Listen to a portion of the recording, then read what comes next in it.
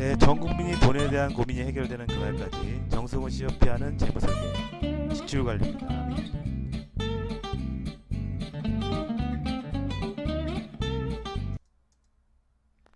네, K씨의 고민을 들어보겠습니다. 큰 마음을 먹고 지출을 줄이겠다고 결심했습니다. 그런데 막상 하려고 보니까 어떻게 해야 할지 모르겠어요. 어떻게 해야 하나요? 지출관리 쉬운 부분은 아닌 것 같습니다.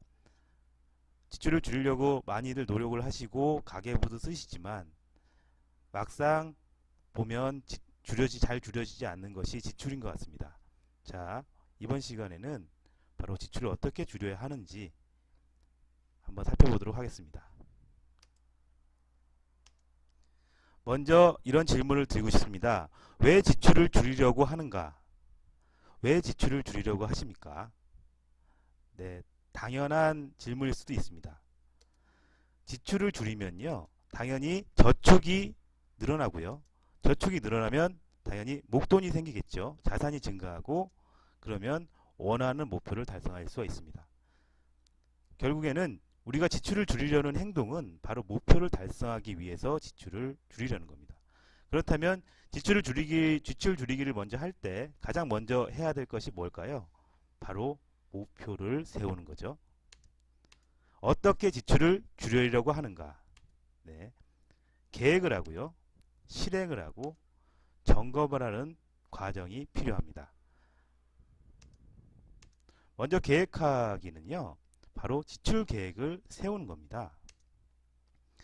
인생의 목표에 따라서 필요한 저축액을 계산하기인데요. 네, 여러분의 인생 목표들이 있습니다. 뭐 결혼을 하거나 집을 사거나 교육을 시키거나 은퇴를 하거나 아니면 목돈을 모으거나 여러 가지 인생 목표들이 있죠. 바로 이런 인생 목표들을 세우시고 그 목표에 맞는 얼마를 저축을 해야 이 목표를 달성할 수 있는지를 먼저 계산하는 과정이 필요합니다. 예를 들어서 1억 원을 모은다는 목표를 세우셨다면 10년 뒤에 1억을 모으려면 약 한 70만 원에서 80만 원 정도 저축액이 필요하다라는 계산이 나오겠죠. 하지만 현재 상황을 무시할 수 없습니다. 현재 재무 상황에 맞는 가능한 저축액을 다시 정해야 합니다. 필요한 저축액은 있어도 사실 현재 상황에서 그것이 맞지 않을 수가 있습니다. 네, 가능한 저축액을 구할 때는요, 내가 얼마를 줄일 수 있는지 그것을 점검하는 게 중요한데요. 네, 지출에는 우리가 노력해서 줄일 수 있는 지출이 있고요. 노력해도 줄이지 못하는 지출이 있습니다. 보통 노력해서 줄이지 못하는 지출을 금액이 정해져 있는 고정지출이라고 하고, 노력해서 줄일 수 있는 지출을 변동지출이라고 하는데요. 바로 우리가 노력해서 줄일 수 있는 지출을 먼저 파악을 하고요.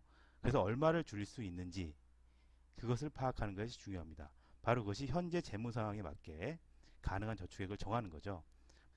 만약에 70만원, 80만원이 필요한데 내가 줄일 수 있는 금액이 한 30만원 정도 된다면 가능한 저축액을 일단 30만원으로 잡는 것이 중요하겠죠. 그리고 차츰차츰 저축액을 늘려가는 방법을 사용하는 것이 현명할 겁니다. 네, 그렇다면 가능한 저축액이 나왔다면, 얼만큼 줄일 수 있다가 나왔다면 이제 그에 맞는 지출 계획을 세우는 것이 중요합니다. 지출 계획은 미리 한 달을 먼저 살아보는 건데요. 그래서 내가 한 달 동안 쓸 수 있는 그런 지출의 목록을 먼저 정하시고 그에 따른 금액도 정하시고 그에 맞춰서 생활할 수 있도록 계획을 세우는 과정입니다.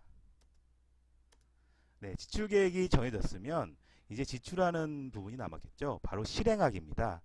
여러분 가계부 많이 알고 계시지만 그때 바로 실행하기 때 가계부를 쓰시는 겁니다. 지출을 하시기 전에 한 번 더 생각해 보는 게 중요한데요. 왜 이런 것들을 하냐면 충동구매나 아니면 계획에 없는 지출을 많이 줄일 수가 있습니다. 내가 지출을 하기 전에 한번 생각해 보는 거죠. 과연 이게 꼭 필요한 것인가? 꼭 사야만 하는 것인가? 네, 생각을 한번 더 해보면 많이 줄여질 수가 있을 겁니다. 네, 그리고 가계부를 쓰실 때는 숨김없이 다 쓰시는 게 중요합니다. 네. 왜냐하면 가계부를 꼼꼼히 잘 쓰셔야 내가 한 달에 어떻게 지출을 했는지가 정확하게 데이터로 나올 수가 있습니다. 그래야 그 다음에 점검하고 줄일 수 있는 그런 여지가 생기는 거죠. 그래서 가계부는 숨김없이 쓰시는 것을 권해드리고요. 그리고 또 한 가지 권해드릴 것은 매일 가계부를 보고 지출 일기를 쓰시는 겁니다. 생소한 말이실 텐데요. 가급적이면 매일 하시는 게 중요하신데 매일 내가 쓴 목록들이 있겠죠. 이 목록을 보고 지출 계획도 살펴보시고요. 내가 이거를 왜 샀는지 그리고 내가 이걸 왜 썼는지를 한번 일기 형식으로 자신의 생각을 한번 써보는 겁니다. 그렇죠? 왜냐하면 지출을 줄이는 것은 자기 자신과의 싸움이거든요. 그래서 자기 자신이 내가 무심코 지출하는 내역들을 인지를 하고 있어야 줄일 수 있는 여지가 커집니다. 네, 실행까지 했다면 이제 점검을 하는 과정인데요. 지출 계획과 가계부를 맞춰보는 겁니다. 가급적이면 월 단위로 맞춰보는 게 편리한데요. 왜냐하면 여러분들이 월 단위로 급여를 받기 때문에 그렇습니다. 월 단위로 가계부와 지출 계획을 맞춰보시고요. 그리고 한 달 지출을 분석을 해보는 겁니다. 아, 식비가 계획보다 많이 지출됐다. 아니면 의료비는 계획보다 적게 지출됐다. 왜 그럴까를 한번 생각을 해보시는 거죠. 이제 생각을 해봤다면 상황에 맞게 지출 계획을 수정하는 과정이 들어가야 됩니다. 왜 그러냐면 만약에 내가 지출 계획은 굉장히 타이트하게 짰는데 실제 지출액하고 차이가 너무 크다면 이 계획 자체가 사실 유명무실합니다. 네. 그럴 때는 지출 계획을 좀 더 지출을 좀 늘리는 그런 계획을 수정하시는 게 좋으시고요. 그리고 지출 계획보다 내가 실제 지출액이 적다라고 한다면 지출액을 좀 더 줄일 수가 있겠죠. 그래서 상황에 맞게 계속 지출 계획을 수정해 가시면서 네, 지출을 줄여 나가시는 겁니다. 정리하자면요. 먼저 목표에 따라 지출 계획을 먼저 세우시는 거고요. 네.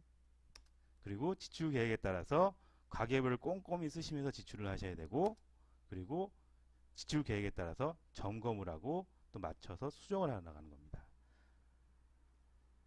왜냐하면 지출을 줄이는 부분은 우리의 마음 자세와 연결이 많이 되는 부분이기 때문에 뭔가 체계적인 시스템이 있지 않으면 쉽게 줄여지지 않는 부분이 있습니다.